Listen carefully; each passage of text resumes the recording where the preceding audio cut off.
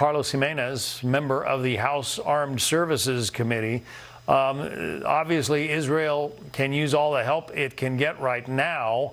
How much can the U.S. provide when we don't have a House Speaker and, you know, the House is supposed to be authorizing some of these budgetary needs?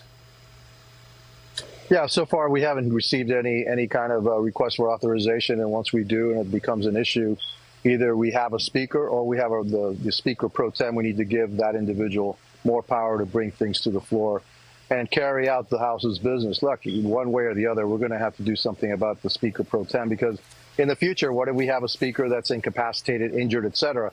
The House business just can't stop. And so this is a big hole that we have to fill, and we need to fill it now. Is there the mood on both sides of the aisle, as far as you can tell, to continue to support Israel in every way possible? That's what the president says he wants. Yeah, there is. Look, there's wide bipartisan support for the state of Israel, wide condemnation of what Hamas is doing, what Hezbollah is trying to do.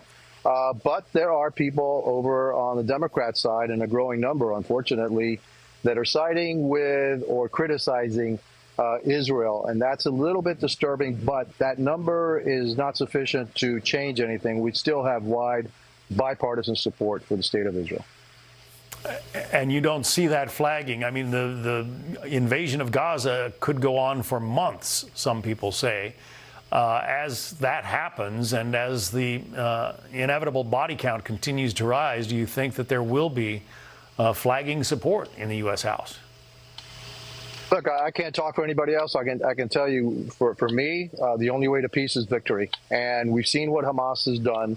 They want the total destruction of Israel. And so if I were Israel, I'd totally destroy Hamas and their ability to wage terrorism, war, whatever, and also terrorize their own citizens. So, yeah, I'm going to support Israel 150%. I think that we're going to have, wide bipartisan support for Israel to do that. There are going to be some images, obviously, that Hamas is going to be distributing around the world because they're using their own citizens as human shields. That shows you the barbarism, how barbaric they are, and that they need to be eliminated. So that will never happen again in the future. I'm there, and I'm sure the House is going to be there too. You talk about terrorism. There are great fears that terrorists, sleeper cells, are already operating in this country, just waiting for orders from countries like Iran, and that the situation at our porous southern border has allowed some of those people to get in. Tell us your concerns. Exactly. Look, John, we have about 2 million people, and we have the faintest idea who they are. They sneaked in, and we don't, these are gotaways. And so why are they trying to sneak in? I mean, the border is wide open. You can just walk in through the normal, ports of entry. You're going to get a phone, and you're going to, be shipped to wherever you want. And then you'll say, hey, come back in about 10 years when your asylum hearing is due. But there are still 2 million that didn't want to go through that. They wanted to sneak in. Who's in there?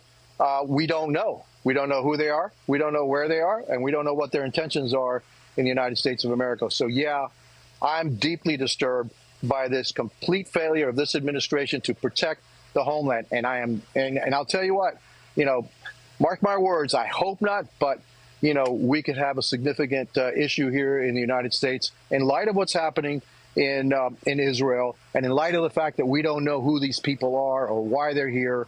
And yeah, you could have a bunch of sleeper cells, sneaking through the border because of our porous border, because of President Biden. Thank you, President Biden. I appreciate it. It is a frightening prospect. Florida Congressman Carlos Gimenez, thank you. Thank you.